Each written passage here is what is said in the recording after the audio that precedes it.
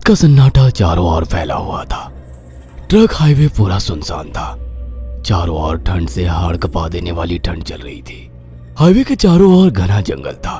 उसी हाईवे पर एक मर्सिडीज दौड़ रही थी। उसमें 3 लोग सवार थे, राहुल, निधि और उनकी 10 साल की बेटी तानिया। राहुल अपने दोस्त सैफ के घर ईद की पार्टी में शामिल होने के लिए गया था और पार्टी करके घर लौट रहा था। निधि ने मुस्कुराकर ड्राइव करते हुए राहुल से कहा, कुछ भी कहो राहुल, आज तो ईद की पार्टी में मजा आ गया। हाँ, मेरा दोस्त बहुत ही बिंदास और हंसी मजाक करने वाला व्यक्ति है। मैंने देखा उसके घर पर शहर की एक से एक बड़ी हस्ती थी, मगर फिर भी वो उन सबको इग्नोर करके हमें इम्पोर्टेंस दे रहा था। हाँ, देगा क्यों नहीं, आखिर मेरा दोस्त जो है। सच में राहुल, अमेरिका से इंडिया लौटकर बहुत अच्छा फील हो रहा है। वैसे तुम्हारा दोस्त सचिन अभी तक नहीं आया अमेरिका से? निधि की बात सुनकर राहुल चौंक कर बोला, ओह शिट यार, उसका फोन आया था कि वो इंडिया आ रहा है। उसने बोला था कि मुझे एयरपोर्ट पर पिक कर ले। निधि बहुत नाराज होगा वो। कोई बात नहीं, उससे बोल देना कि तुम्हें बिल्कुल याद नहीं रहा और फिर तुम्हें सैफ की इनवाइट की हुई ईद पार्टी में भी तो शामिल होना था। निधि ने इतना बोला ही था कि उसकी बेटी तानिया ने अपनी माँ की ओर देखकर कहा, मुझे भूख लगी है माँ, और प्यास भी। तानिया की बात पर निधि ने बुरा सा मुंह बनाकर उसकी ओर देखकर कहा, पार्टी में तो इतना खाया था तुमने, फिर भी भूख लगी है। निधि की बात पर तानिया ने मासूम सा चेहरा बनाकर कहा, कोई बात नहीं मम्मी, मुझे पानी ही पिला दीजिए। कितनी बार बोला है मुझे मम्मी मत बोला करो। पानी अभी नहीं है, आगे जाकर कोई शॉप पड़ेगी तो बोतल खरीद के दे दूंगी। निधि की बात पर राहुल ने मुस्कुराकर कहा, छोटी बच्ची है निधि, इतना नाराज होना सही नहीं है। राहुल ने इतना कहा ही था कि अचानक एक काली परछाई राहुल की कार के सामने आकर खड़ी हो गई। राहुल के पैर अचानक ब्रेक पर पड़ गए। गाड़ी तेज रफ्तार में थी। ब्रेक अचानक लगने से पलटते पलटते बाल बाल बची थी।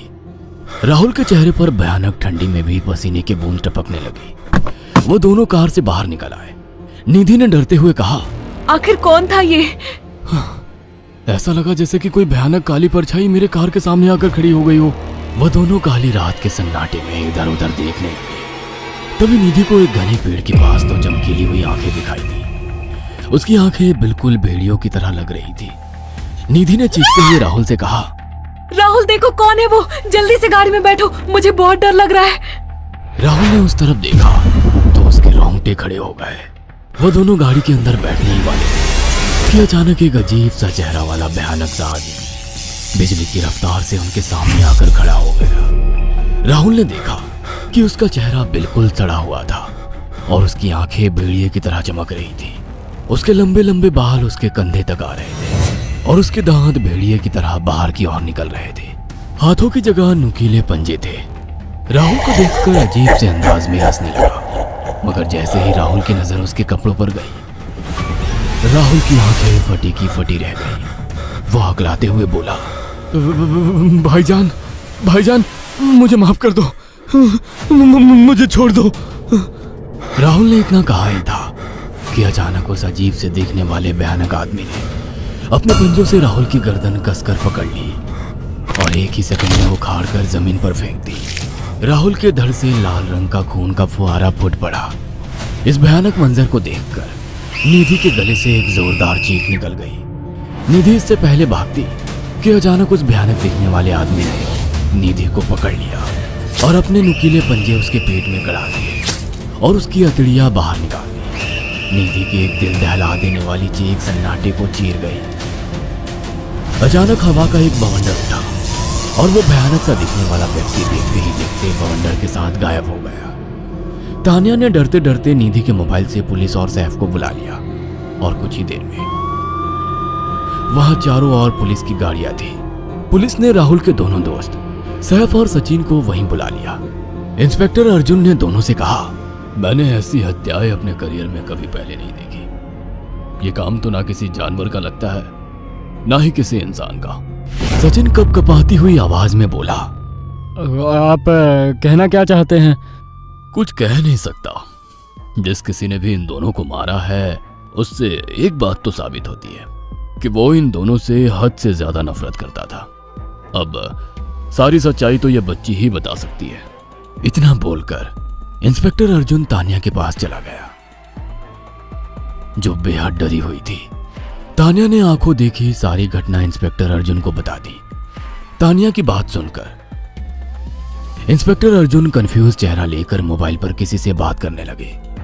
सचिन इंस्पेक्टर के पास आ गया और सैफ भी डरता हुआ इंस्पेक्टर अर्जुन के पास आकर बोला, क्या हुआ इंस्पेक्टर? तानिया ने क्या बताया? उसने जो बताया वो काबिले यकीन नहीं है। उसकी बात पर किसी भी तरह से यकीन नहीं किया जा सकता। फिर भी कुछ तो बताया इंस्पेक्टर। हाँ, उस बच्ची के मुताबिक एक भूत ने निधि और राहुल को बड़ी बेदर्दी से मारा है। इंस्पेक्टर की बात सुनकर दोनों बुरी तरह से चौंक गए।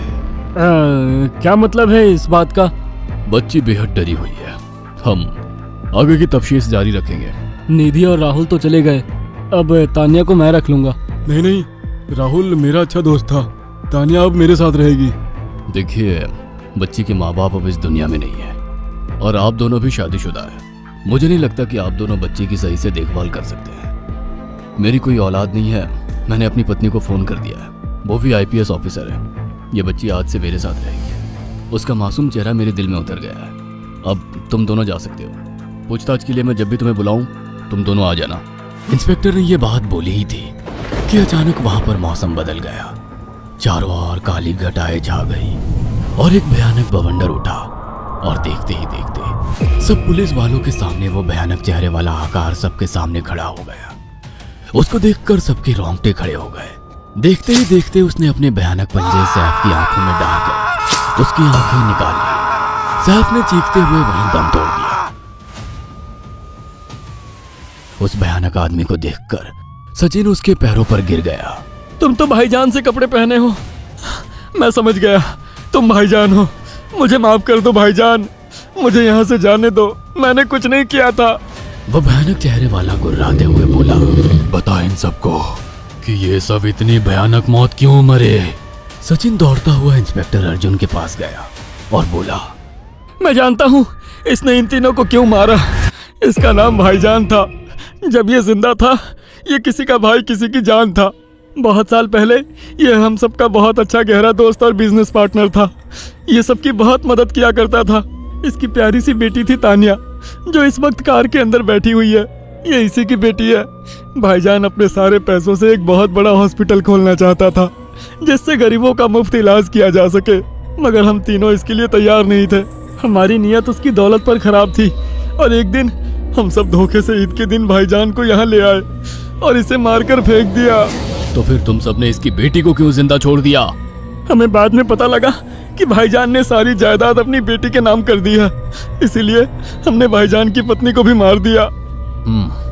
और तानिया का तुम 18 साल की उम्र पूरी करने का इंतजार कर रहे थे ताकि सारी जायदाद अपने नाम करा सको और बाद में उसे भी ठिकाने लगा सको। इसी के लिए तुम दोनों इस मासूम बच्ची को अपने साथ रखने की जिद कर रहे थे। जी, आपने बिल्कुल सही कहा। हम तानिया को भी इसी जगह लाकर मार देते। सचिन की बात सुनकर इंस्पेक्टर अर्जुन की आंखों में खून उतर आया।